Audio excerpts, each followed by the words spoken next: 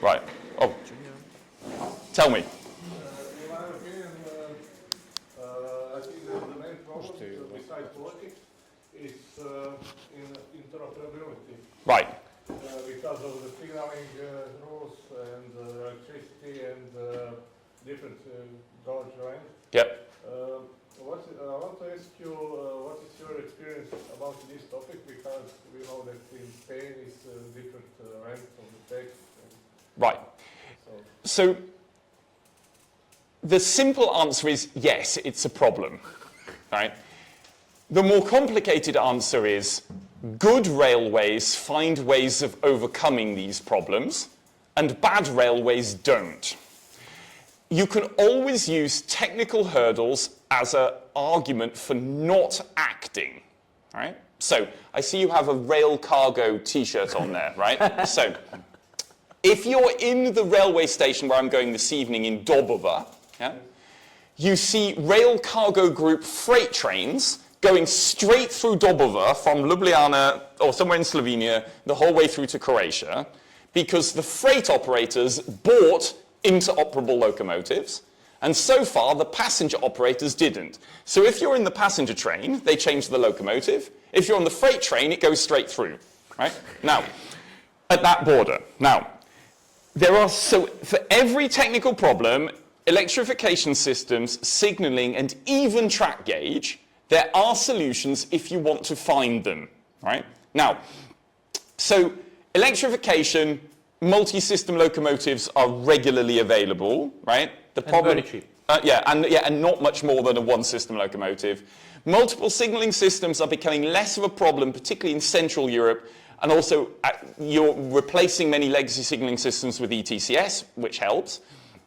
Gauge is a problem, particularly to Spain, but there you can even solve it by actually making sure that at least the trains run to the first station after the border, which still has standard gauge to the first station after the border, and you would change there. And the high-speed line that goes from Perpignan to Figueras is built to standard gauge. So you can go with a standard gauge high-speed train all the way to Barcelona. The problem is no one has bought enough trains for that line. So your infrastructure is fine, but French SNCF has literally 6 TGVs which have the right signaling system to run to Barcelona. So that's the reason why today there are only two high-speed trains from Paris to Barcelona each day. Is not due to an infrastructure problem, it's because the railway company didn't buy enough trains to deploy. Right, now, how do you solve this? I would be in favor of the European Union making what you'd kind of call an interoperability fund. And this would be available to any railway that wanted it, be it state or private, to help them equip their old locomotives with the signaling systems in particular for the other side of the border, or when buying new locomotives or new electrical multiple units, to equip them to run in at least one more country than the order that they placed. So to give an example, in passenger rail, the Land of Rheinland-Pfalz in Germany, so southwestern Germany, around Koblenz and Mainz, they just bought a fleet of new EMUs to run on the service from Trier to Pell, which is 200 meters from the French border. On the other side of the border, it's a different electrification system. What did they do? They bought a fleet of trains with only the one electrification system just for Germany, instead of running to Thionville, a significant city on the French side of the border. Now, it would cost maybe 5% more to buy the dual system train, but the local government says we need to cut money, we don't do it. So ultimately, that's then the answer to your question is you can overcome any of these problems if you want to. Yeah? Now, I hear all the time, and to your point, Borna, as well earlier on about lobbying, from railway lobbyists in Brussels, it's always deficient infrastructure is why we can't run to another country, right? And in some places that is true, but not all places. Yeah? I just want to add that, I don't know if you know, but in Serbia there is also a rail cargo carrier Serbia, Yeah. and they run the same locomotives as in Croatia or Slovenia Yep. or Austria. Right. So theoretically, there could be a train from Belgrade to Austria, Yeah, yeah. Vienna. Right. And in Central Europe, this largely works. The biggest problem for technical standards for interoperability is France. So the main interoperable locomotive that exists, Siemens Vectron, right, which runs also in Serbia, it runs in Croatia, it runs in Slovenia, it runs in Germany, Austria, Sweden, everywhere, Denmark. The only significant European country where it is not approved is France. So yeah, I agree with you. Yeah. Yep. What do you think about new rolling stocks from Concha? So my experience so far is they're absolutely fine, right? Like it is, particularly for 1 or 2 hours, it's okay.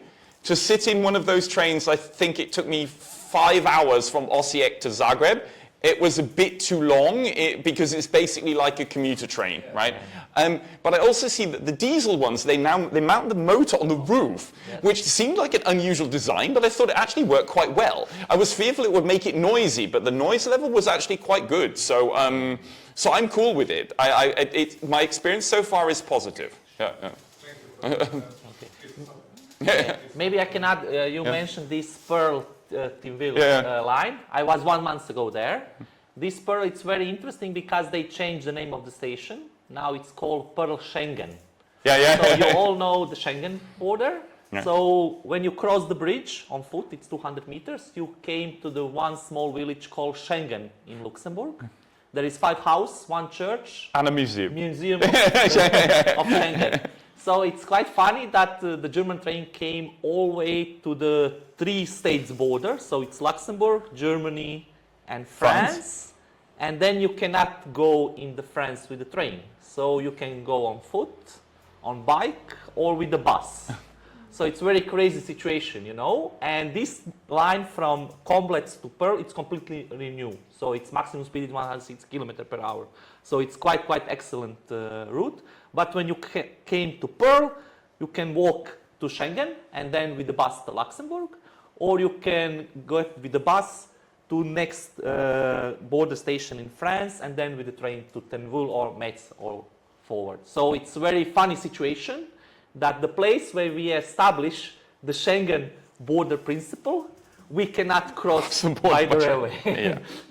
So a little bit paradox. I don't have a question. I want to share my experience. So I'm originally from Zagreb. I don't study at this faculty, but I lived in Italy, in Bolzano, Boston. Okay. And I lived in Berlin as well. I recently moved back home. And I always wanted to travel between Zagreb and Berlin or Bolzano and Zagreb by train. It was not an option, especially to Bolzano, which is in the mountains. So I had to combine, I don't own a car, I don't want to own a car, and I had to combine like 3 buses. So one was Zagreb-Ljubljana, then Ljubljana-Trst, and then I had to change, I think, the train 2 times. So Trieste and Venice, Bologna, 3 times. And then Bologna, Bolzano. So it goes like... Yeah, exactly. And a journey that's with a car would take 6 hours. It took me around 15 to 17 hours. And with suitcases and everything, I remember the first time I was traveling there, I had a complete breakdown, like in the last train, because the time between 2 trains was like 10 minutes. I was for the first time at Verona station, and I entered the train with 2 huge suitcases in the last minute. So that's like a memory. And then between Berlin and Zagreb, it was also not an option. So, and the only there were no direct flights, and they recently introduced them. So if you wanted to fly, you would have to go Zagreb-Vienna or Zagreb-Munich or Zagreb-Frankfurt and then change the flight. So I usually took the bus, Flixbus, which the journey lasts it's 15 hours long, and by a train it would be 10, 12. Well, it would be almost the same, but way more comfortable and less stressful. But yeah, there are no options. So Berlin, Zagreb, I've done many times, but again, Berlin to Munich and Munich to Zagreb. But there's a problem here at the moment. There's kind of a dispute going on between the Austrians and the Austrians and the Croatians mostly. that somehow there is some problem with the maintenance of the wagons, and so the numbers of wagons available for Croatia, Slovenia, Austria trains is somehow reduced at the moment. So I don't understand quite the reason. So theoretically, Berlin-Zagreb with one change in Munich should theoretically work, but at the moment it doesn't run as often as it should. Yeah. Maybe I can add something. So 15 years ago, we have direct train Zagreb to Berlin. It's called Mimara. So you start your journey in 7:25 in Zagreb, and something around 23 you get to Berlin. And this was the old-fashioned line. So in that moment, there was no this new line between Munich and Berlin. So nowadays, it's possible that you travel to Berlin. I do it that quite often. Okay. Sometimes I go with the night train to Munich and then the daily train from Munich to Berlin. Or I go the whole route by day. So you can pick the route Zagreb-Munich and then Munich-Berlin. Or you can make a little bit interesting. So you can go to Vienna, Vienna-Prague, and then Prague to Berlin.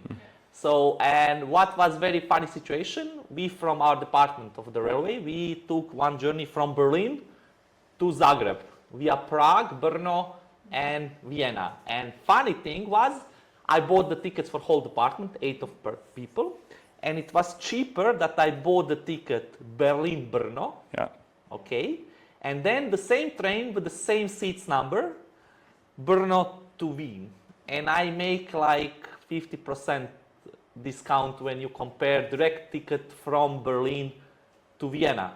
I'm a railway guy, so I understand how they make the tariff system, so I know to buy the cheapest options, but I think that I'm maybe 1% of the people that can do that kind of the exercise on the online buying the tickets, you know. So that was one of the hurdles for me, finding a ticket that is in my budget. Yeah. So this is quite difficult. Yes. Let's unpack that one a bit. So I hear very often, legitimately, that traveling by train internationally in Europe is too expensive. And the answer is, yes, it is, right?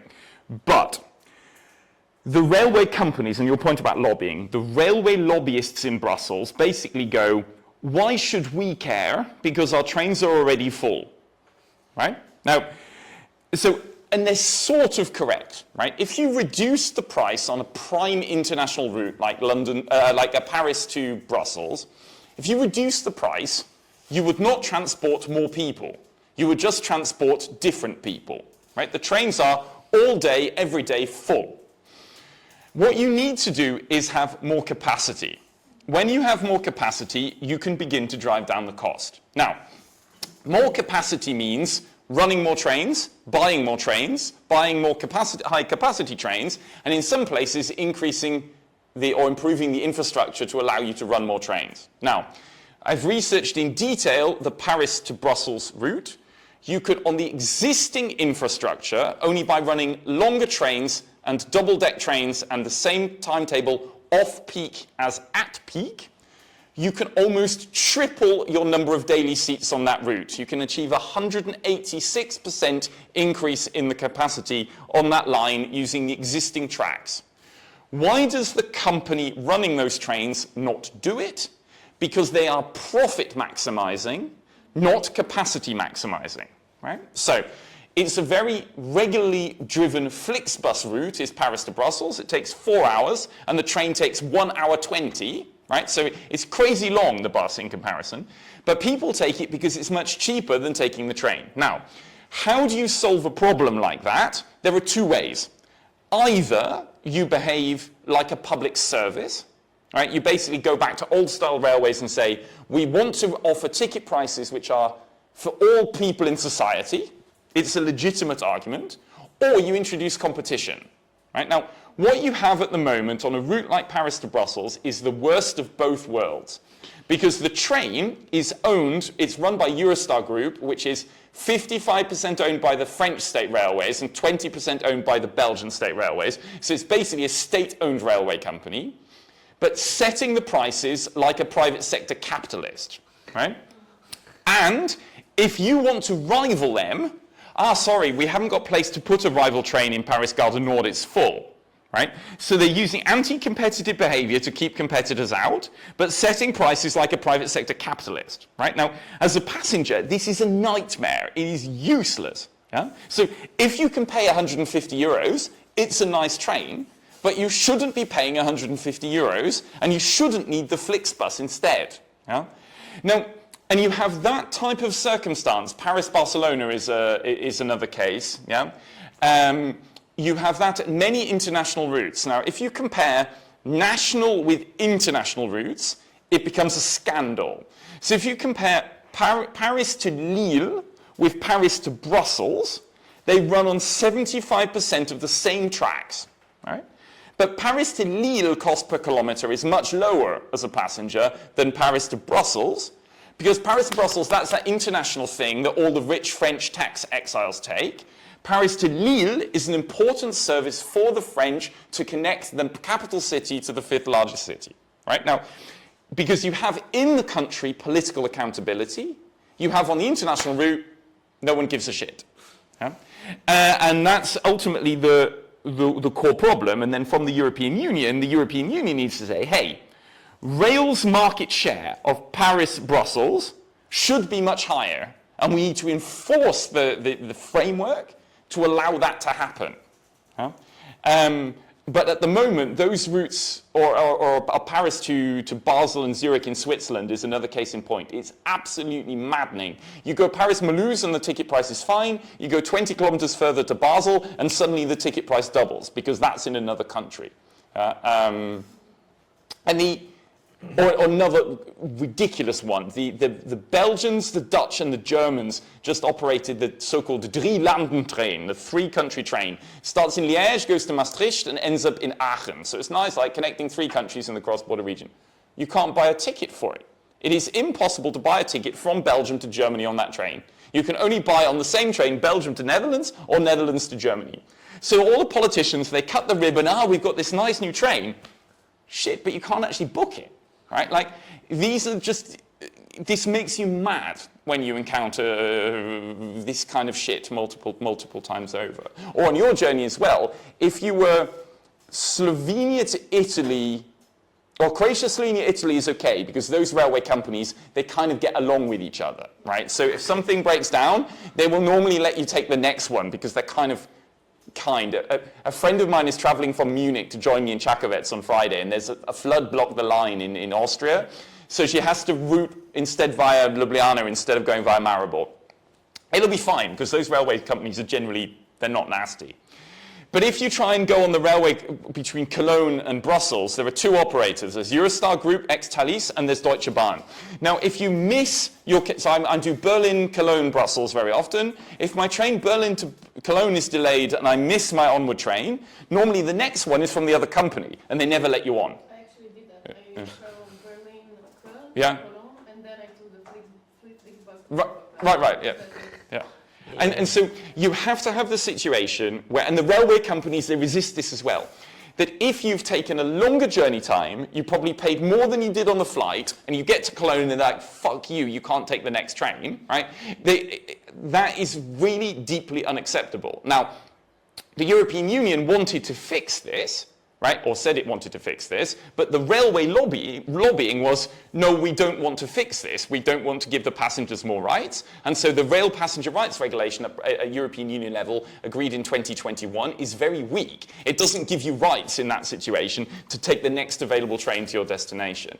And so all of these parts of the railway system, it feels like many state-owned railway companies are acting against the interests of the passengers. Yeah? And not all of them, but some of them. Yeah? Here at least, Croatia is kind of on the edge of where it still works, right? The relations between the Austrians and the Czechs, the Hungarians and the Romanians and the Slovenians and the Croatians and the Germans and the Swiss and the Italians, there they kind of get along still. But you go to northwestern Europe and everything really breaks down in the collaborations also between state-owned railway companies. Some other questions? Yeah, sorry, that was a very long answer. Yes? I would like to say, can you please expand on your experiences with the lobbyists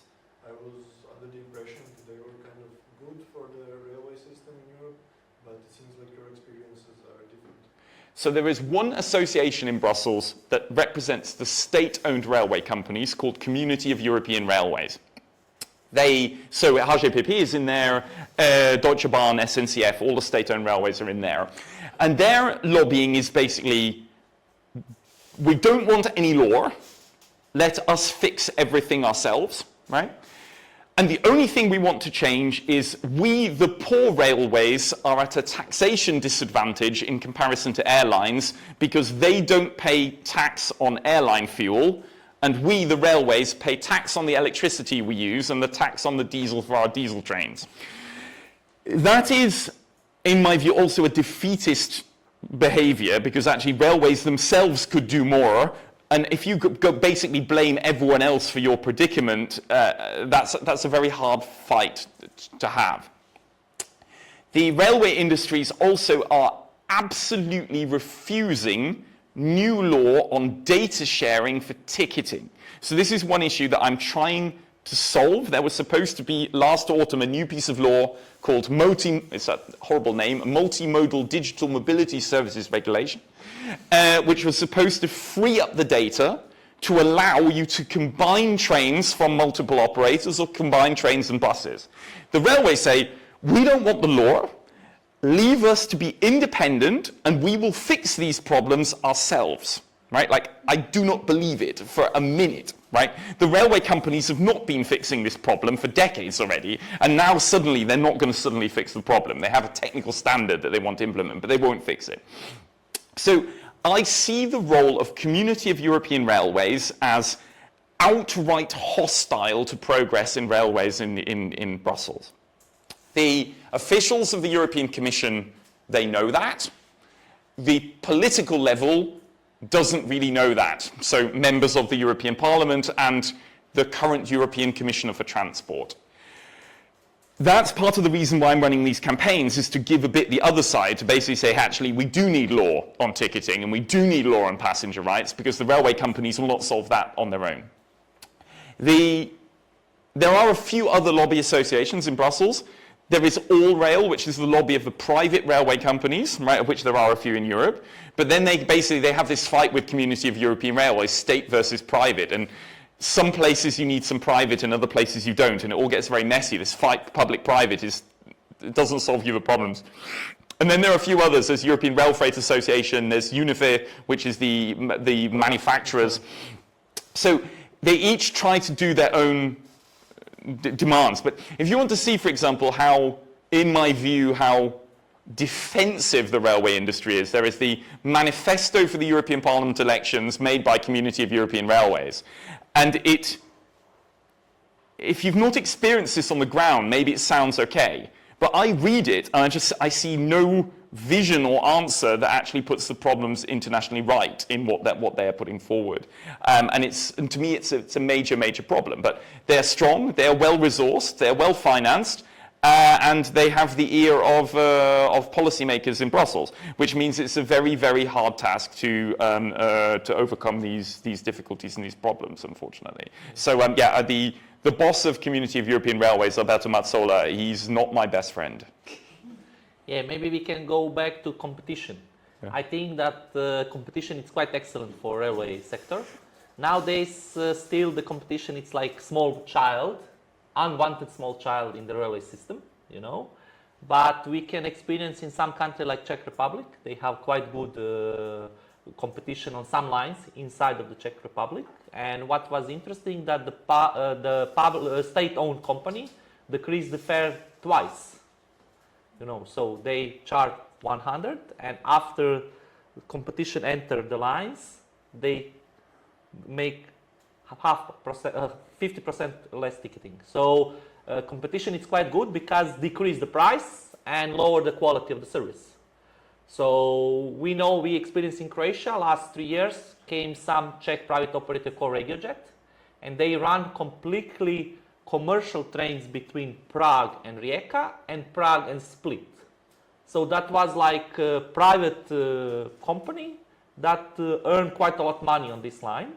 And it's very interesting that the average load factor was 97%. Okay, so you can imagine.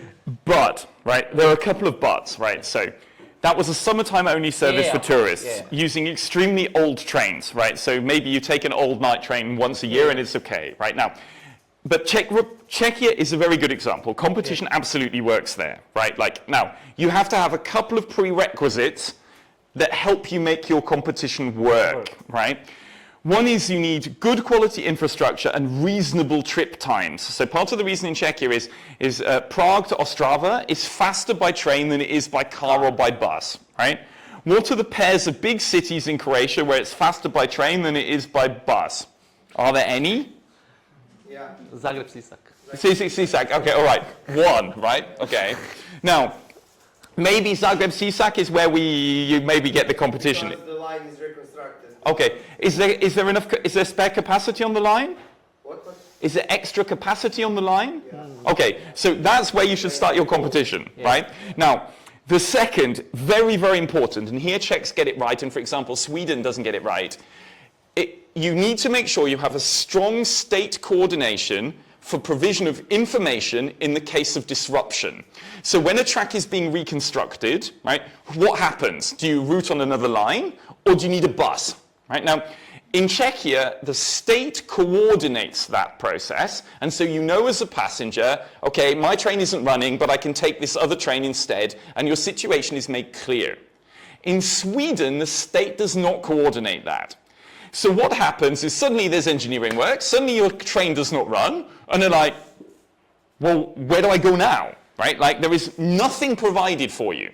So I have had absolute nightmares of planning, the biggest nightmares in my entire project of planning, even worse than Bosnia, have been in Sweden. Right? Because the state does not coordinate what happens in the case of disruption between the different operators. So if you take the Czech example, then it can work. Now, there's one other slight issue, right, is the speed of the lines. You can basically buy a passenger train for up to 200 kilometers an hour relatively easily and comparatively cheaply, and there are 6 or 8 manufacturers in Europe that can build that for you. Conchar at the moment is maxing at 160, but they can probably increase to 200 relatively easily. Go above 200, it costs a hell of a lot more, and there are many fewer manufacturers that build for speeds over 200. And that means that then if you're doing it on super high speed infrastructure, like in France or in Spain, trying to even get hold of the trains as a private rival to the state operator is time consuming and expensive, and that limits how much competition has been able to succeed in those places. So Sisak, Zagreb, with a train on that line, with the right information provision, maybe that would work. Yeah. Maybe I can add for Czech Republic, they have excellent app. Moj Vlak is really good. Yeah, Moj Vlak. Yeah. I think this is the best application on internet for buying ticket, traveling by train. Yeah. It's really good. Yeah, it's like a good example how the passenger get information. Yeah. So I use also Deutsche Bahn application, but it's not so good like Czech one. Right. It's Deutsche Bahn is really good for planning your routes. The purchasing process in Moj Vlak is better. Yeah. So. Inside the borders of Germany. Yeah. Oh no, if they are running the train and it crosses the border, you can buy the international ticket also. Yeah. Now but basically the Deutsche Bahn is, at least for route planning, is still the best for anywhere Europe-wide. Yeah. They have the best algorithm beside. Okay, engineering work under the Deutsche Bahn application is excellent. Yeah. Okay, they have like 500 engineers that do the routing. So it's very, very rare that Deutsche Bahn sends me on a stupid route. Yeah. The train might break down later, but... So, other comments or questions? Or experience, maybe? Yeah.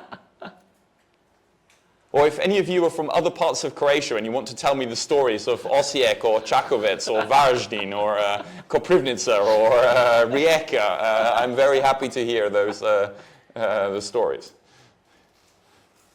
Anyone? Is there any from Varaždin or Čakovec? It's too slow. It takes 2.5 hours, and with car it's 1 hour. Right. So I've heard that there's potentially the theory that they may connect the line that goes to Golubovec, they build a new piece of line somewhere to Zabok. Is this happening? Yeah, to Zabok it's quite new line, but from Zabok to Varaždin it's very old I fashioned. also heard something about a line that would go from Čakovec, Varaždin, and then it would connect to the line that's coming from Koprivnica. Right. I'm not sure if that's This is true. Yeah, this is true. Yeah. So they will bypass the old line from Zabok to Varaždin. Okay, but So you building will like make 50, 60 kilometers of new track. Yeah. Okay. No, they are rebuilding now, so it will be finished quite quick. Okay, I'm going there on Yeah, someday, a few days. yeah it's Okay, feasible. you tell me where I need to go and I'll photograph the building works. All right. Okay. So, other comments? Don't be afraid. Okay. Because the one for Čakovec is very, very interesting for Čakovec and for Slovenia. Yeah. Right, There is no- not so interesting for Croatia because Čakovec has 4 railway lines, 2 to Slovenia, 1 to Hungary, and only 1 to Varaždin that goes to Croatia. Now, if you wanted to run the fastest train, Ljubljana to Budapest, it goes through Čakovec, right? But it's 30 kilometers of line in Croatia, and the relations railways Slovenia-Croatia, it's not so good, and so they don't do it that way. Now Croatia is in Schengen, they ought to run through there. So Međimurje, say that right, the Tourist Association of the region of Čakovec is inviting me to give a presentation on Friday about the railway opportunities for tourist development of the region. So let's see. Yeah, there's opportunities. Whether anyone can act on those opportunities, we will see. Yeah. Look to the future. Yeah. The bright future. Okay, the future must be bright. Okay, Robert. How much does not every state in Europe, our country, does not use English, right? We have a lot of languages here. Yeah. So is it maybe possible for the European Union, or is it smart to enforce like English as a common language in the railways as it is in the air traffic? Let me give you a guess of which country in the European Union is opposed to that idea. Right. Yes. So there is a proposal on making English the lingua franca for railway operations, and France is dead set against it. And it ties into your point about the people as well, right? So railway industries almost all over Europe have got a serious problem with recruitment and a shortage of train drivers. Right? So recruiting a train driver who can also speak the language on the other side of the border is hard. Recruiting one who can speak enough English should be easier, or that's the argument which is made by the European Commission. But at the moment, I can't see that one coming to pass. So I would hope it would, and so I would agree with you, but I think that is too politically a hot topic at the moment. I can't see that one being approved at EU level. But there is always but. There is a Railway Net Europe, an organization that's settled in Vienna, and they make like computerized program to translate the railway official language to different languages. And they test now this system between Slovakia, Austria, and Italy. So the train driver do not need to speak Slovak language or Italian. He can speak only German, but there is some computer that do everything he speak on German, but that automatically it's transferred to Italian dispatcher, and Italian dispatchers speak on Italian, and it automatically transferred to German language. So this can be like technical solution, because today nothing is impossible, you know.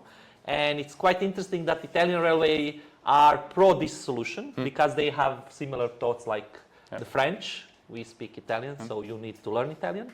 But on this route between Austria and Italy, they are testing now more than 1 year this system, and it's quite good system. So I think that maybe the engineers will manage to compete the politician. Yeah. And it must be said that among the state railways, there are 3 state railways which I've got a lot of time and respect for, and Trenitalia is one of those. So it's basically the Italians, the Austrians, and the Czechs, where the state-owned railways see opportunities, have good relations with their neighbours, have come to terms with competition, and they have somehow a more healthy organizational culture in the company. Yeah? And so it doesn't surprise me that Italian railways are seeing some of those opportunities. Yeah. And the situation for your route as well from Italy to Slovenia, the main difficulty there is the infrastructure is really lousy, right? So going through Villa Opicina, the complexities of the topography to get to Trieste, it's a hell of a difficult route.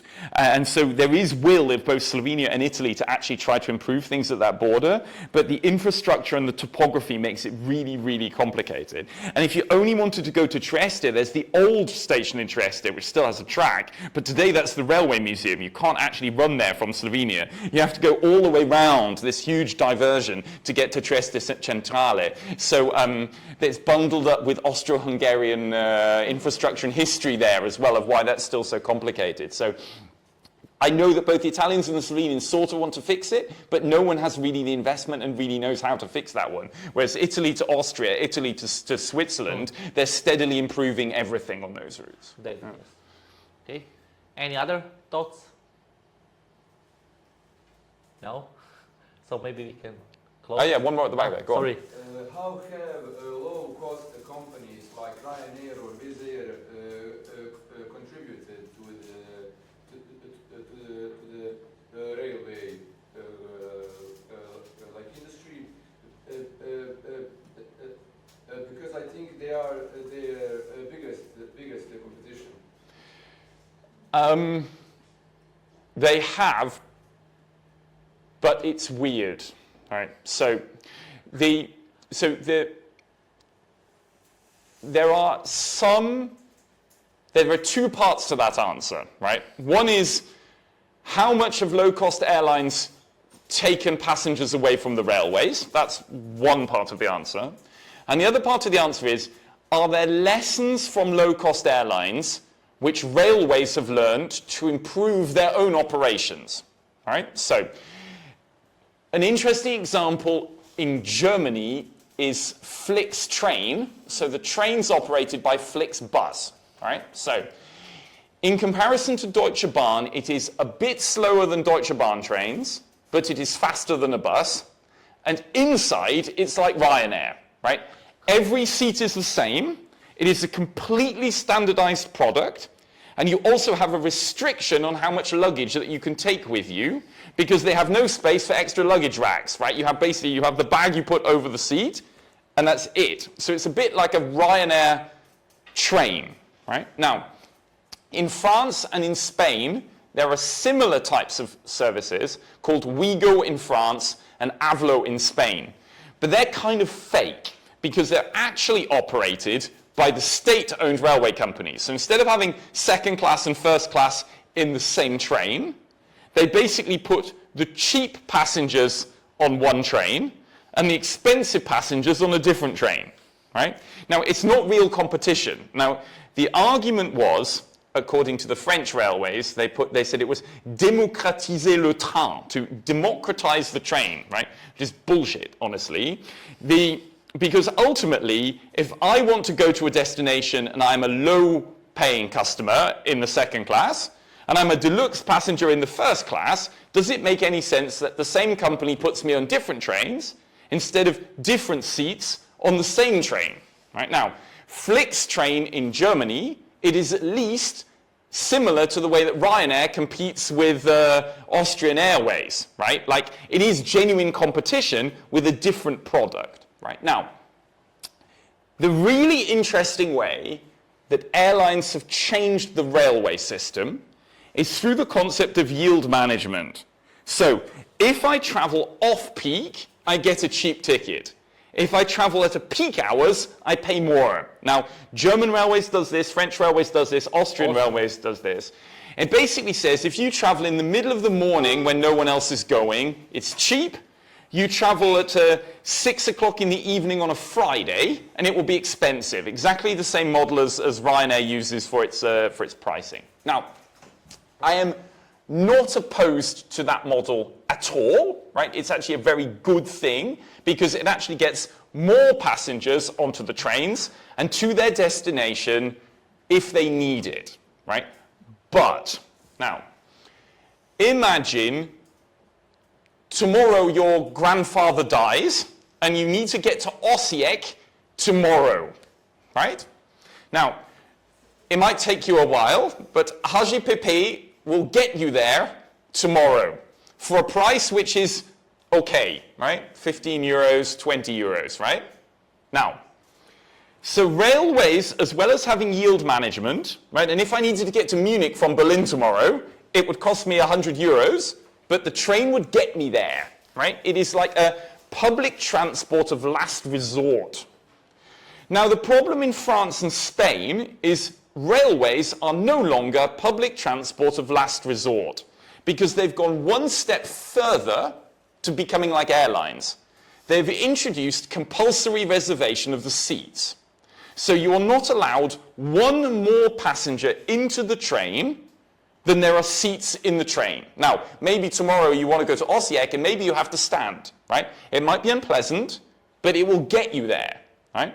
In France and in Spain, with the model of the airlines, they don't even let you get on, right? Now, if you needed to get to Marseille from Paris tomorrow, tough.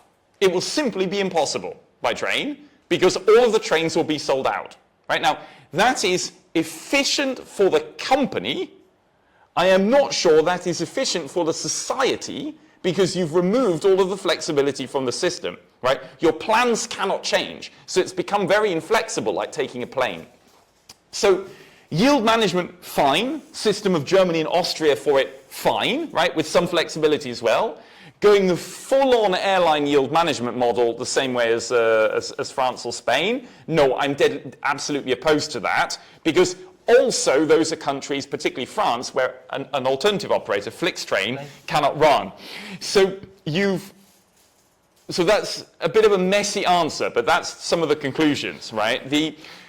What's also really annoying in Spain is they've introduced luggage bag controls before you enter the station. So you have to do like a check-in in the same way as you do in an airport, which also then means you have to arrive at the station half an hour before, which is a bit stupid, right? You go from Barcelona to Zaragoza, the train takes 1 hour 20 and goes at 300 kilometers an hour, but you add half an hour onto your trip because of the check-in time, right? Like the gain you got from the high speed, you lose through the check-in. It makes no sense. So ultimately, it has many problems, railways in Germany, don't get me wrong, but the system of pricing, yield management, and competition in long distance with Flixtrain that you have in Germany is a quite solid model, right? My difficulty with Switzerland that you were praising earlier, it's an amazing system, and for regular users, the price is okay, but for irregular users, crossing Switzerland by train is crazy expensive because regardless, it's the same price when you arrive and get on the train, right, to cross the country. If you go internationally, you can get some special offers. But at least saying, okay, I want to go away on holiday 1 month from now, I want to travel in the middle of the day because I'm flexible, and I get that for a fair price, I think that's genuinely a good thing. And Germany has got that kind of model, Czechia also, has got that model kind of right. Yeah, I hope that largely answers your point, but railways are not good at drawing the right conclusions from other sectors, unfortunately. They don't know how to copy-paste good solutions. But like it was an amazing presentation by the guy responsible for the price, the book ahead pricing models of Deutsche Bahn. And they've got amazing statistics of how you add a bit of money there, a bit less here, to shape the demand, to smooth the peaks in the demand. Really, really clever. Now, bearing in mind that only 70% of trains in Germany run on time at the moment, chances are that you'll probably end up getting stuck somewhere. But at least the financial model behind it is top. So there they've got some good analysts at least. Okay, thanks. Any other questions? Thoughts?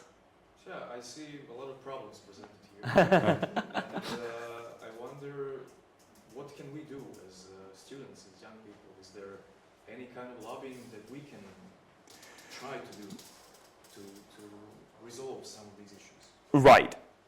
A few ideas. So almost any of these border problems start with the politics, right? So you can solve Čakovec, Kotoriba across to Hungary with political action from the governments of both sides of the border, right? There's a crazy situation at the Belgian-Dutch border, Haarlem to Weert, where the Belgians say, we want to run passenger trains to Weert on the Dutch side. And the Dutch say, we don't want your freight trains. And the Belgians say, we want to run passenger trains. And the Dutch say, we don't want your freight trains, right? And they've been having this argument for a decade, right? Like, it's nuts. So almost every cross-border railway problem is because one side of the border they want to fix it, and the other side they don't want to fix it, right? So what you can do to build a bridge anywhere in a border region to fix that is welcome, right? So student associations in neighboring countries who also have an interest in that to say, hey, right, take Zagreb to Budapest. It's one train a day and it's lousy. On the Hungarian side, it's super slow. There's more potential in that, right? Can you build some connections there, right? Now, the second is, I'm an enormous fan of, I haven't mentioned it yet, but I'm an enormous fan of interrail passes, right? So an interrail is an amazing way to travel, but it suffers from some of the difficulties that the rest of the railway system suffer from. So using interrail in Spain is really complicated, for example, but in Croatia or in Austria it works really well. The EU is partly funding the interrail passes system, right? And so we need to make sure that it ultimately works better. Now, what I'm trying to do is gather all of this experience on the ground and make political proposals to the European Union about what would need to be put right. Yeah? So is there a way in what you can do to build political pressure here, right? The members of the European Parliament just elected for Croatia, do any of those have any interest in environmental transport, right? If they do, invite them here and talk to them about Harmica to Dobova. Do we mention that here? No. No. So this is the right. Let's focus on this one, right? This is the easiest one to solve of all, right? It's only 20 kilometers or 25 kilometers from here, right? So once per hour there is a train from Zagreb to Harmica. It's the end of the kind of suburban line from Zagreb. On the border to Slovenia. On the border to Slovenia. And once per hour, there is a regional train in Slovenia from Ljubljana to Dobova. And there is 3 kilometers between Harmica and Dobova, right? Now, there are only 4 trains per day each way that go across that gap.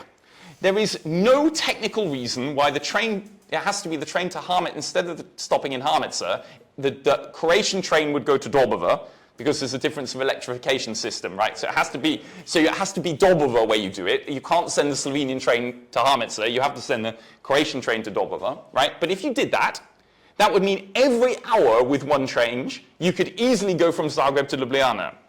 Now, there is very little in Harmica at the station other than a parking lot. Right? Now, it would not be impossible that those people, wherever they come from, whichever side, instead drive to Dobova station to take the train, yeah, instead of to Harmica. Right? Now, that would be one where, for Greater Zagreb, you could solve that very easily. Right? So, invite in someone from HGPP, invite in someone from SZ, the Slovenian railways, and say, hey, look, we want a better connection to Ljubljana. This is the easy and simple way to do it. It would not even cost you any money. You just need to turn around your train in Dobova instead of in Harmica, and it's problem solved, right? So make it practical and find individual cases that you can begin to put right. Yeah? Or ticketing. You want to book international tickets from Zagreb to other European countries. At the moment, HGPP has not improved its international ticketing. You can only book at the station for the international tickets. You can't book that online, right? So a pressure to say, actually, we want to book to Slovenia and to Austria online, building that pressure in Croatia, that could be something you could potentially work on. Now, what I can help you with, and feel free to contact me about any of these points, is if you need information, contacts in railway companies, these types of things, people to work with, then I'm in. Right? If you want pressure at the European Union, what could the European Commission do? Yeah? Or invite someone from the representation of the European Commission here in, they have an office here in Zagreb. Invite them along and say, hey, look, right, like, after the European elections, we the students want to travel in a green manner, and these are the problems that we've got. How do we begin to put these points right? Yeah? those are a few things that you could potentially work on. Now, what I want to do, but I've not got there yet, is we don't really have a proper lobbying, campaigning organization in Brussels for railway passengers, right? There is an association in Brussels called Transport and Environment, which is about decarbonizing transport, but it's not actually in favor of backing railway passengers. Now, well, no one's built one yet, so I want to try to begin to build one. Yeah, it's a hard thing to finance, and I'm not sure I'm the right organization builder, but I would like to basically build that. That would mean that that would be then a voice towards basically citizen lobbying, if you like. Yeah? But that's where I'm aiming to go some years in the future, is to try to build that. Yeah. So I'm aware that's a bit not a complete answer, but those are the sorts of things, right? But like, if you know people in some place where they want to build a campaign to improve a railway connection, then I'm in, right? Like, I'm in to help. Because part of the difficulty is that there's some places in Europe where there are lots of local people that care, but the line is hopeless, right? So like Freiburg in Germany to Colmar in France, there's a massive bridge you have to rebuild. It's going to cost hundreds of millions of euros. It's really, really hard to do. So loads of people care, but they will never reopen the line, right? Now, what I want to find is the opposite. A place where it's really easy to fix, but at the moment no one is working, and you could build a campaign in order to fix it. So if you've got ideas of where that might be, let me know, and I'm in to help you build such a campaign.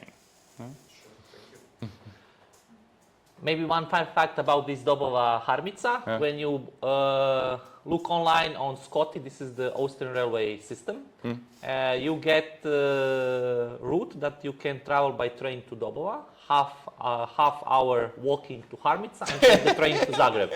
So the programmer in Austria, they are very train fanatics, and they found out a way how to connect railway with railway.